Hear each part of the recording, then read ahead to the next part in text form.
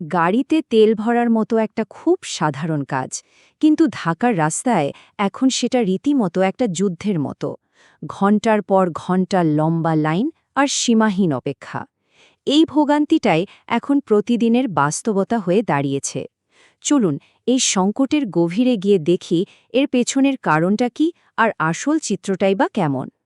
এই যে ব্যাপক ভোগান্তি, এর মধ্যেই কিন্তু মোটরসাইকেল চালকদের জন্য এক ঝলক স্বস্তির খবর এসেছিল। চলুন দেখা যাক ছোট্ট একটা সিদ্ধান্ত কিভাবে অনেকের জন্য একটা বড় পরিবর্তন নিয়ে এলো।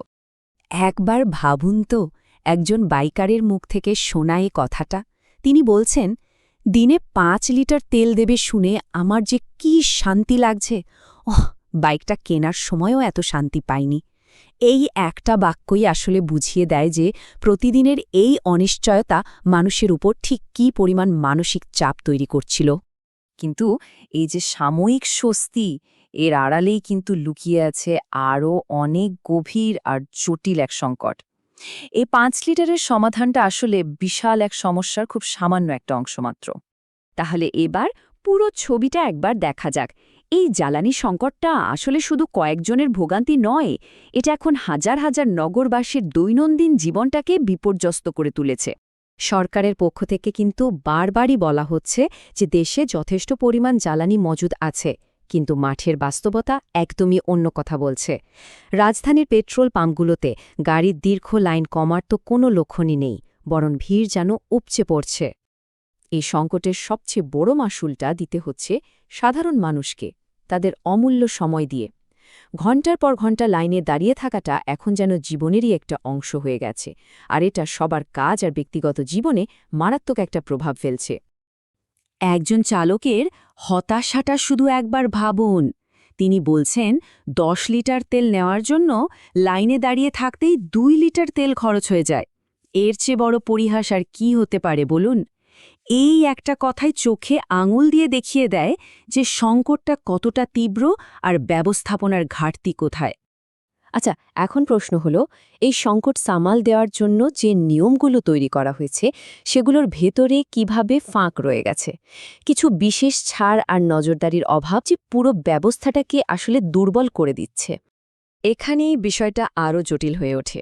দেখুন, সিস্টেম কিন্তু একটাই, কিন্তু বাস্তবতা দুটো। একদিকে সাধারণ চালকরা ঘণ্টার পর ঘণ্টা লাইনে দাঁড়িয়ে বড়জোর ৫ লিটার তেল পাচ্ছেন।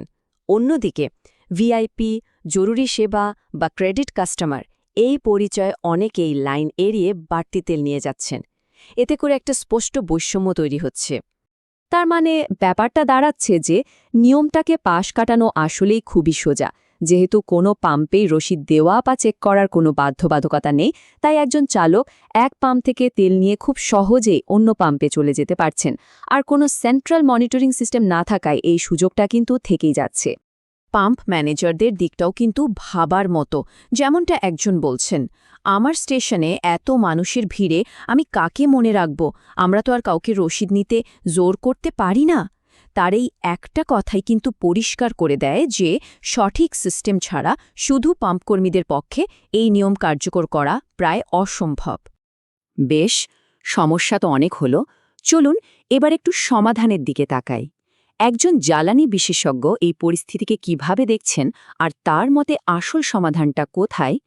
বিশেষজ্ঞের এই কথাটা কিন্তু খুবই তাৎপর্যপূর্ণ। তিনি মনে করিয়ে দিচ্ছেন, বাঙালি জাতির নিঃস্বার্থ আত্মত্যাগ করে একটা দেশ স্বাধীন করেছে। আমাদের স্বপ্নের মধ্যেও সহযোগিতার ভাবটা আছে। তার মানে এই সংকটটা শুধু ব্যবস্থাপনার বিষয় নয়, এটা আমাদের সামাজিক দায়িত্ববোধেরও একটা বড় পরীক্ষা। সুতরাং সমাধানের মূল ভিত্তি আসলে দুটো।